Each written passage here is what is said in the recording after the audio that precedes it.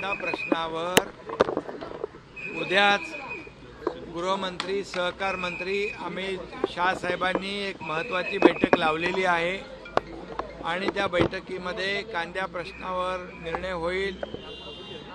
राज्य सरकार आणि केंद्र सरकार मिळून कांद्या खरेदी केंद्र सुरू झालेली आहेत। 15 रुपये 80 पैसे दराने कांदा खरेदी केला जातोय। शेतकऱ्याला राज्य आणि केंद्र सरकार वाऱ्यावर सोडणार नाही आणि शेतकऱ्यांच्या पाठीशी उभा राहील। हे आंदोलन आता यांना कुठलेही मुद्दे नाहीत आणि म्हणून हे आंदोलन हा स्टंट फोटोमध्ये येण्यासाठी आणि हे सगळं स्टंट आहे।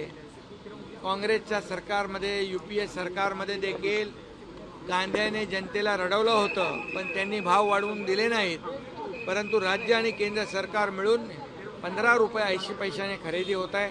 उद्या बैठकीत देखील सकारात्मक निर्णय अमित शाह साहेब घेतील। त्यामुळे शेतकऱ्यांच्या कांदा उत्पादक शेतकऱ्यांच्या पाठीची राज्य आणि केंद्र सरकार दोघंही आहे। हर्षवर्धन सकपाळांची जीभ घसरलेली आहे। पंतप्रधान मोदी आणि राज्याचे मुख्यमंत्र्यांविषयी बोलताना अपशब्द त्यांनी वापरलेले आहेत। खरं म्हणजे काय म्हणाले ते दलिंदर हर्षवर्धन सपकाळ हे आता जेमतेम 1-1.5 वर्ष काँग्रेसचे अध्यक्ष झालेत आणि प्रधानमंत्री मोदी साहेब 13 वर्ष गुजरातचे मुख्यमंत्री होते। 12 वर्ष या देशाचे पंतप्रधान यशस्वी प्रधानमंत्री म्हणून त्यांनी काम केलं आणि या देशाला पुढे नेण्याचं काम केलंय, विकासाकडे नेण्याचं काम केलंय, आर्थिक महासत्तेकडे नेण्याचं काम केलंय, आत्मनिर्भर भारत बनवण्याचं काम केलंय आणि म्हणून अशा ज्यांनी एक दिवसही सुट्टी घेतली नाही, राष्ट्र प्रथम नेशन फर्स्ट हा संकल्प त्यांनी केला आणि अशा या देशाच्या यशस्वी लोकप्रिय प्रधानमंत्री नरेंद्र मोदीजींवर अशा प्रकारची खालच्या दर्जावरची टीका करणं हे निंदाजनक आहे। त्याचा मी निषेध करतो आणि खरं म्हणजे ज्यांनी आरोप केलाय, ज्यांच्यावर आरोप केला, प्रधानमंत्री नरेंद्र मोदीजी हे खरे धुरंधर आहेत, देशाचे धुरंधर आहेत, विकासाचे धुरंधर आहेत आणि ज्यांनी आरोप केलाय ते असली दलिंदर आहेत। असली दलिंदर कोण आहेत? ज्यांनी आरोप केलाय हा सूर्यावर थुंकण्याचा प्रकार आहे, का राजा भोज और का गंगूतेली असा प्रकार आहे आणि म्हणून याचा निषेध करावा तेवढा थोडा आहे। या देशातली 140 कोटी जनता या काँग्रेसला धडा शिकवल्याशिवाय राहणार नाही।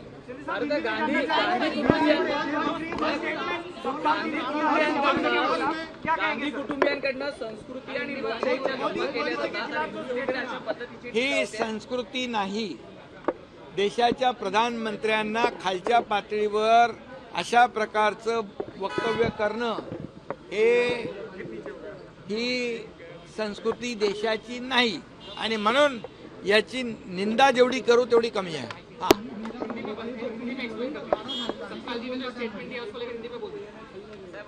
हर्षवर्धन सपकाळ इन्होंने कांग्रेस के अध्यक्ष महाराष्ट्र के इन्होंने प्रधानमंत्री नरेंद्र मोदी जी पर निचले स्तर पर जो टिप्पणी की है, आरोप लगाया है,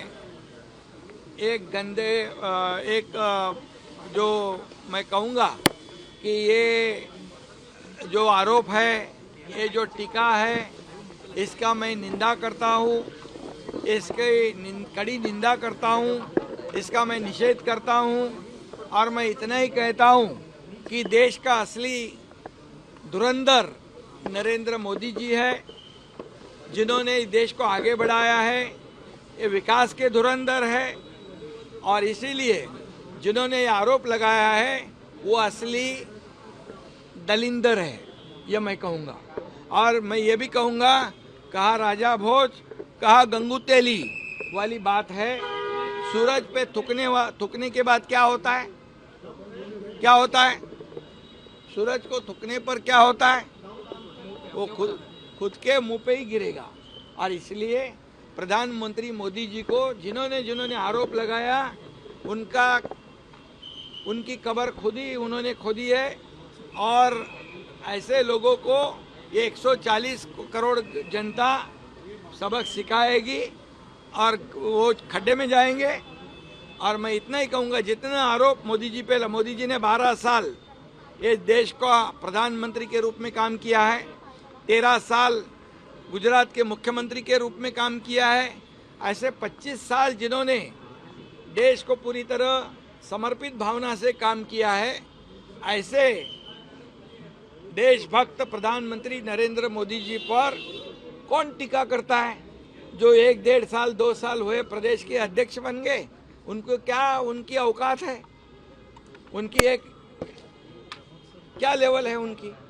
और प्रधानमंत्री जी पर जितने टीका टिप्पणी आप करोगे, कांग्रेस ने जितनी टीका टिप्पणी की, कांग्रेस आज कहा है कांग्रेस खड्डे में गिर गई है, लोगों ने उसको खड्डे में डाल दिया है। और ऐसी तरह टीका टिप्पणी होते रहेगी तो ये देश की 140 करोड़ जनता उनको सबक सिखाएगी और ज़्यादा जोर से मोदी जी का साथ देगी।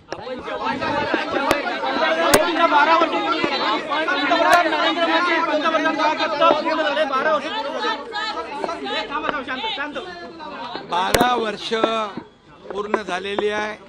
एक तप मोदीजींनी काम केलंय, यामध्ये देशाचा विकास झालेला आहे, देशाची आर्थिक अर्थव्यवस्था मजबूत झालेली आहे, देश आत्मनिर्भर झालेला आहे।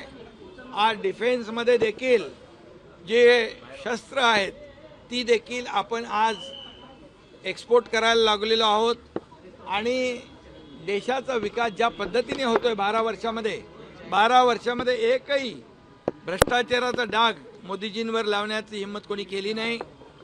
ते बेदाग आहेत आणि म्हणूनच त्यांचं 12 वर्षाच्या काळासाठी मी अभिनंदन करतो, त्यांना खूप खूप शुभेच्छा देतो। आपण राज्याबाहेर गेल्यावर